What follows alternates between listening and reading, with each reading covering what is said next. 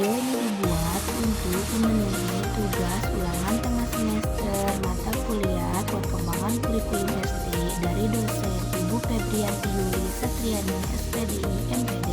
Baik, kita langsung saja ke pembahasan yang pertama, yaitu pengertian model pengembangan kurikulum. Menurut Sukmadinanto, pengembangan kurikulum bisa berarti penyusunan yang baru sekali, bisa juga menyempurnakan kurikulum yang telah ada. Sedangkan menurut Good Entrepreneurs adalah abstraksi dunia nyata atau representasi peristiwa kompleks atau sistem dengan bentuk negatif, matematis, grafis, serta lambang-lambang lainnya. Model adalah hubungan sebuah logika, salah satunya kualitatif dan kuantitatif, yang memberikan relevansi pada masa mendatang, yaitu model-model pengembangan kurikulum. Yang pertama ada model Review Taylor, merupakan model perkembangan kurikulum yang dikemukakan Taylor, diajukan berdasarkan pada beberapa pertanyaan yang mengarah pada beberapa pertanyaan yang pada langkah-langkah dalam pengembangan kurikulum. Yang kedua yaitu model administratif. Pengembangan kurikulum ini merupakan ide awal dan pelaksanaannya dimulai dari para pejabat tingkat atas, pembuatan keputusan dan kebijakan berkaitan dengan pengembangan kurikulum.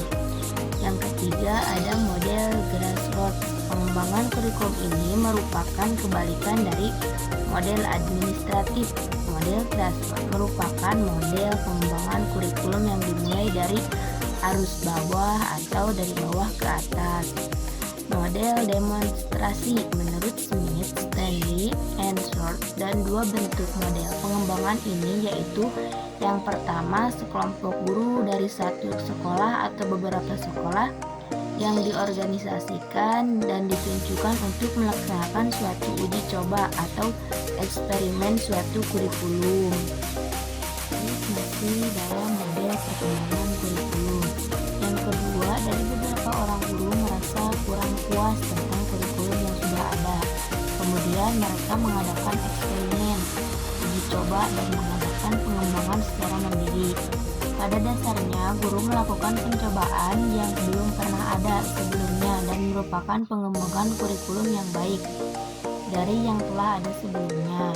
Yang kelima yaitu model Miller-Celler, merupakan perkembangan kurikulum kombinasi dari model transmisi dan model transaksi. Model Taba merupakan modifikasi dari model Taylor. Taba mempercayai bahwa guru merupakan faktor utama dalam usaha pengembangan kurikulum.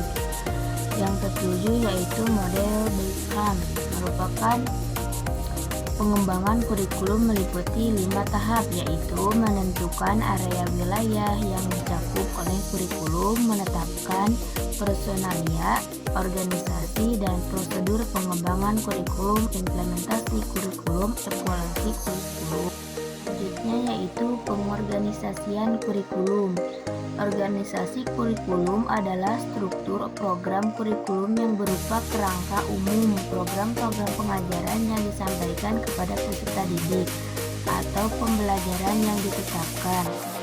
Organisasi kurikulum merupakan asas yang penting dalam pengembangan kurikulum dan berhubungan erat dengan tujuan pembelajaran.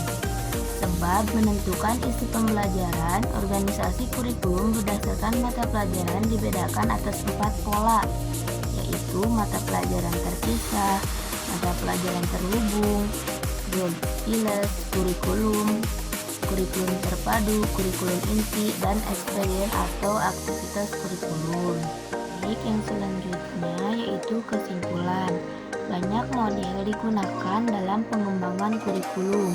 Pemilihan suatu model pengembangan kurikulum bukan saja didasarkan atas kebalikan serta kemungkinan pencapaian hasil yang optimal, tetapi juga perlu disesuaikan dengan sistem pengelolaan pendidikan. Demikian hanya itu saja yang